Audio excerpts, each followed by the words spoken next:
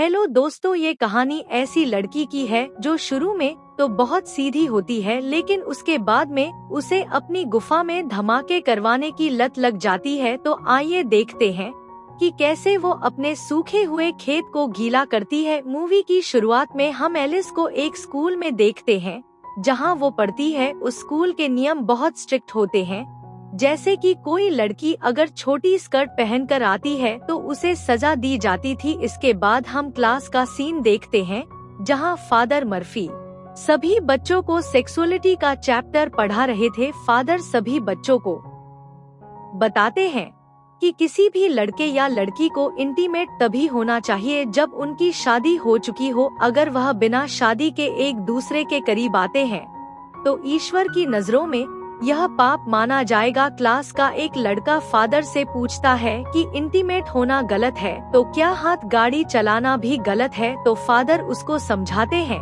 कि हाथ गाड़ी चलाकर तुम बच्चे पैदा नहीं कर सकते, इसलिए यह भी पाप है और गोड हर जगह है, इसलिए ऐसा कुछ भी मत करना। क्लास खत्म होने के बाद एलिस अपनी फ्रेंड लोरा से मिलती है। लोरा एलिस से बोलती है कि मैं इस स्कूल के नियमों से तंग आ चुकी हो, क्योंकि स्कूल वाले इंटीमेट होने को भी पाप समझते हैं।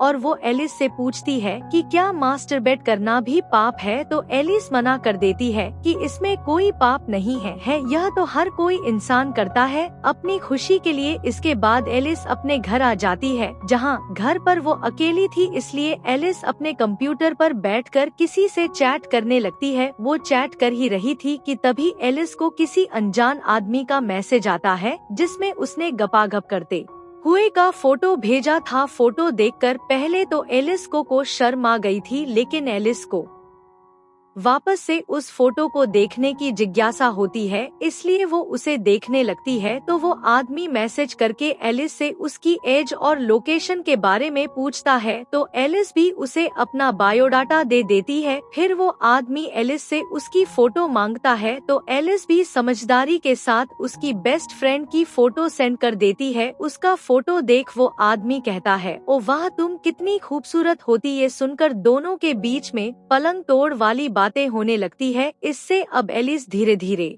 गर्म होने लगती है, जिससे एलिस अपनी स्कर्ट में हाथ डालती है और मजे करने लगती है। लेकिन तभी उसे लगता है कि उसके मोम डेड आ चुके हैं, इसलिए एलिस जल्दी से अपने कंप्यूटर को बंद कर देती है। अगले दिन हम एलिस को लोरा के साथ स्कूल में देखते हैं, जहां वो अपनी फ्रेंड से बातें कर रही थी। तो उनके पास कलवे की लुगाई बेथ आती है, जो एलिस से कहती है कि वह एलिस आजकल तुम बहुत कान कर रही हो, लेकिन एलिस को उसकी बात समझ नहीं आती। लोरा बेथ से अपनी पार्टी में न आने की वजह पूछती है, तो बेथ बताती है कि मैं स्कूल की तरफ से एक रिफ पर गई थी और वहां जाने के बाद मेरी जिंदगी बदल गई है। लेकिन लोरा और एलिस को उसकी बातें समझ नहीं आती। बेथ के वहां से जाने के बाद एलिस अजीब तरीके से चॉकलेट खाने लगती है। एलिस को ऐसे चॉकलेट खाता देख उसके साथ वाले लड़के हंसने लगते हैं, इससे एलिस वहां से चली जाती है। स्कूल की एक टीचर एलिस के पास आकर उससे बोलती है कि तुम अपनी बॉडी के साथ ऐसी गंदी हरकतें नहीं कर सकती, क्योंकि ये गॉड की देन है। ये सुनकर एलिस समझ जाती है कि पूरे स्कूल में यह बात फैल गई कि वो खुद के खेत को गीला करती है, इसलिए एलिस अपने गुनाहों की माफी मांगने के लिए फादर मर्फी के पास जाती है और उन्हें अपनी आग बुझाने वाली बात बताती है। तो फादर एलिस को समझाते हैं कि शादी से पहले ये सब करना गलत है और तुमने गलती की है तो तुम्हें चर्च में जाकर प्रे करनी होगी। तो एलिस भी ऐसा ही करती है और चर्च जाकर वो अपनी गलती की माफी मांगती है और सोचने लगती है कि उसका दिमाग फालतू कामों पर जाने लग गया है, इसलिए वो स्कूल ट्रिप पर जाकर अपने दिमाग को शांत करके गॉड के बारे में और जानेगी। एलिस ऐसा ही करती है, वो स्कूल ट्रिप पर जाती है। लोरा भी ट्रिप पर जा रही थी, लेकिन वो गॉड के बारे में जानने के लिए नहीं, बल्कि उसी के स्कूल के एक लड़के को पटाने के लिए। थोड़ी देर बाद वो सभी उसी जगह पहुंच जाते हैं जहां उनका कैंप था। कैंप से कुछ बच्चे बाहर आते हैं जो कि इनके ग्रुप के लीडर थे। उनमें से हम एक लड़के को देखते हैं जिसका नाम क्रिश था। क्रिश को देखते ही एलिस की गुफा में हलचल मचने लगती है। तभी वहाँ की इंचार्ज नैना वहाँ आती है, जो सभी को अंदर लेकर जाती है। नैना एलिस से उसका फोन मांगती है, क्योंकि ट्रिप पर फोन अलाउड नहीं था, ताकि सभी बच्चों का ध्यान ट्रिप पर लग सके। पर एलिस नैना को अपना फोन नहीं देती और झूठ बोल देती है कि उसके पास फोन नहीं है, जिसके बाद सभी बच्चों को एक साथ हॉल में बिठाया जाता है, जहां फादर सभी बच्चों का अलग अलग ग्रुप बना देते हैं। एलिस क्रिश के ग्रुप में थी, इसलिए एलिस के मन में लड्डू फूटने लगते हैं। फिर फादर मर्फी सभी बच्चों से कहते हैं कि तुम यहाँ आए हो, ये ईश्वर ने पहले से प्लान कर रखा है, और तुम 4 दिनों तक यहाँ रहकर अपनी जिंदगी के बारे में सीखोगे जो कि ईश्वर चाहते हैं। जिसके बाद फादर सभी बच्चों को एक पेपर देते हैं, जिस पर फीलिंग के बारे में लिखा था। फादर कहते हैं कि तुम सभी को इस पर टिक करके बताना है जो तुमने यहाँ आने से पहले महसूस किया हो। तो सभी बच्चे अपने अपने मूड को टिक कर देते हैं, लेकिन एलिस टर्न ऑन पर टिक कर देती है, क्योंकि कुछ दिनों पहले ही वो किसी के साथ इंटीमेट होना चाहती थी। लेकिन एलिस इस बात से घबरा जाती है कि इस बात का सबको पता चल गया तो उसका मजाक बनाया जाएगा, इसलिए वो उस टिक को हटाने की ट्राई करती है। पर इससे पहले ही उनके पेपर सबमिट करवा लिए जाते हैं। जिसके बाद नैना आकर कन्फेशन करती है कि मुझे लगता था कि मेरे मन डैड मुझसे प्यार नहीं करते, लेकिन यहाँ आने से मेरी लाइफ इतनी चेंज हो गई कि मुझे अब लगने लगा कि मेरे मॉम डैड मुझसे भी प्यार करते हैं। हाँ सही है, इसको तो ऐसा लगेगा ही, और वो क्यों आपको आगे पता चलेगा। अगले सीन में हम रात को एलिस को देखते हैं, जो अपने नोकिया 1 में सांप वाला गेम खेल रही थी। आउट होने पर फोन जब वाइब्रेट हो रहा था तो एलिस को आइडिया आता है और वो फोन को अपनी टांगों के बीच में रख लेती है, जिससे उसको बहुत अच्छा फील हो रहा था। अगले दिन सभी बच्चे जंगल में घूमने के लिए जाते हैं, जहां एलिस जानबूझकर खुद को चोट पहुंचा लेती है, ताकि उनका ग्रुप का लीडर जो कि क्रिश था वो उसके पास आ जाए, और होता भी ऐसा ही है। चोट लगने की वजह से एलिस चल नहीं पाती, तो क्रिश एलिस को अपनी गोद में उठाकर उसे उसके केबिन में छोड़ देता है। तभी एलिस के पास नैना आकर एलिस से उसकी चोट के बारे में पूछती है और कहती है कि जल्दी से बाहर चलो ताकि हम ग्रुप फोटो ले सके। लेकिन तभी एलिस का फोन वाइब्रेट होता है, जिससे नैना को उसके फोन के बारे में पता चल गया था। नैना एलिस से कहती है कि मैंने तुमसे पहले ही दिन फोन मांगा था, लेकिन तुमने मुझसे झूठ बोला। इसके बारे में मुझे फादर से बात करनी पड़ेगी। जिसके बाद सभी ग्रुप फोटो लेते हैं। फोटो लेने के बाद फादर मर्फी एलिस को डांटने लगते हैं कि तुमने एक बार फिर से हमारे यहाँ के नियम को तोड़ा है, इसलिए तुम्हें सजा के तौर पर पूरे केबिन की सफाई करनी पड़ेगी। जिसके बाद एलिस भी सफाई करने के काम में लग जाती है। सफाई करते हुए एलिस की नजर फादर मर्फी के रूम के अंदर रखे कंप्यूटर पर जाती है और वो खुद पर कंट्रोल नहीं कर पाती, इसलिए एलिस जल्दी से फादर के कंप्यूटर पर जाकर वापस से एक लड़के से चैट स्टार्ट कर देती है। एलिस उस लड़के से इंटीमेट होने के बारे में पूछती है, लेकिन एलिस को ऐसा लगता है जैसे कोई आ रहा है, इसलिए वो जल्दी से कंप्यूटर को बंद करके वहाँ से निकल जाती है। लेकिन वो कंप्यूटर को शट डाउन करना भूल गई थी। अगले दिन सभी बच्चे बेटे होते हैं, क्योंकि इन्हें यहाँ अब 3 दिन गुजर चुके थे। तभी वहाँ फादर आकर सभी बच्चों से पूछते हैं कि जिस किसी ने भी मेरे कंप्यूटर से चैट की है वो खुद आकर मुझे बता देगा तो अच्छा रहेगा। लेकिन कोई भी बच्चा इस बात को एक्सेप्ट नहीं करता, तो फादर मर्फी एक एक करके सभी बच्चों का इंटरव्यू लेने लगते हैं, ताकि उन्हें पता चल सके कि उनके कंप्यूटर का इस्तेमाल किसने किया है। एलिस जब इंटरव्यू देने आती है तो फादर मर्फी उससे बोलते हैं कि पूरे स्कूल में तुम फेमस हो, क्योंकि स्कूल में चारों तरफ तुम्हारी ही चर्चाएं हैं। तो एलिस बोलती है कि मैं एक सीधी लड़की हूँ और जो भी बातें आपने मेरे बारे में सुनी है वो सब अफवाह है।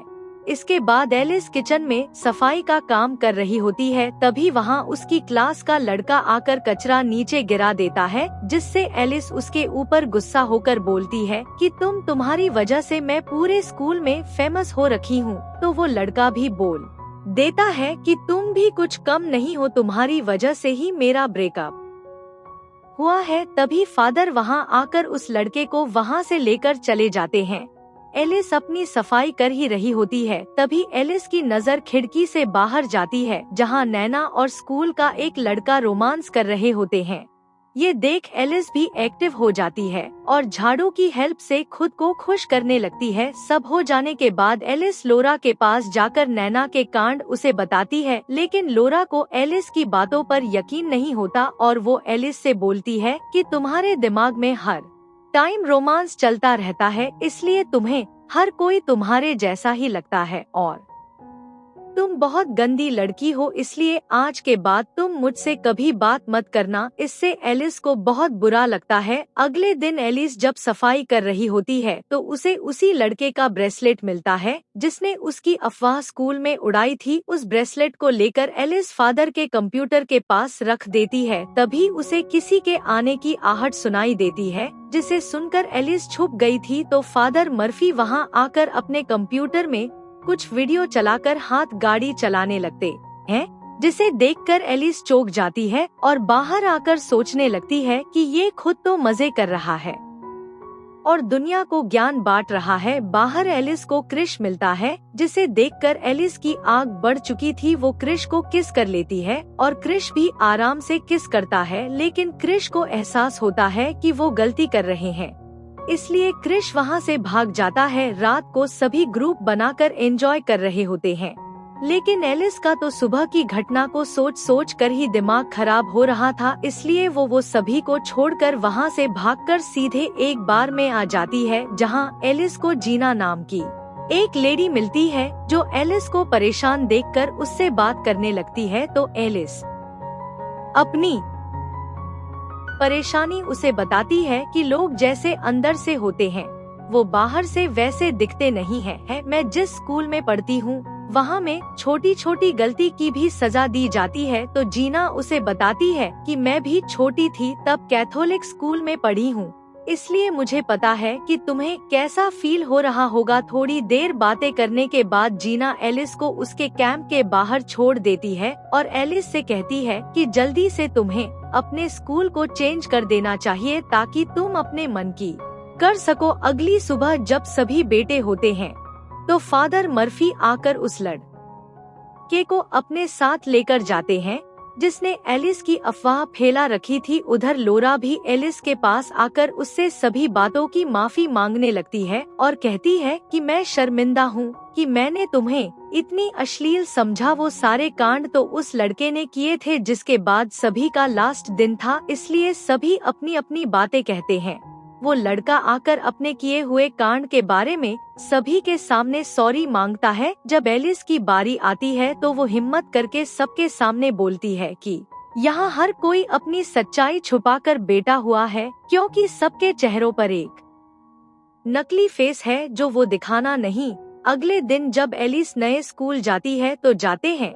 इसके बाद एलिस कन्फेशन करने के चाहता, जिसके बाद एलिस अपने घर आ जाती है और अपने नए स्कूल के बारे में देखती है। उसकी मुलाकात वहां क्रिश से होती है, जो एलिस से उस दिन हुए कांड के बारे में माफी मांगता है और दोनों अच्छे फ्रेंड्स बन लिए। फादर के पास जाती है और बताती है कि जब मैं टूर पर गई थी तब मैंने वहां एक आदमी को वीडियो देखते हुए हाथ गाड़ी चलाते हुए देखा था। अब आपको पता है वो मर्फी था, लेकिन फादर मर्फी इस बात को मानने से इनकार कर देते हैं और एलिस को बोलते हैं कि किसी को ऐसी हरकतें करते हुए देखना भी पाप है, इसलिए तुम चर्च जाकर गॉड से प्रे करना। पर एलिस घर आकर अपने कंप्यूटर में अच्छे वीडियो चलाकर खुद को ही खुश करने लगती है और इसी के साथ इस मूवी की हैप्पी एंडिंग हो जाती है। आपको मूवी कैसी लगी कमेंट करके जरूर बताना। Thanks for watching.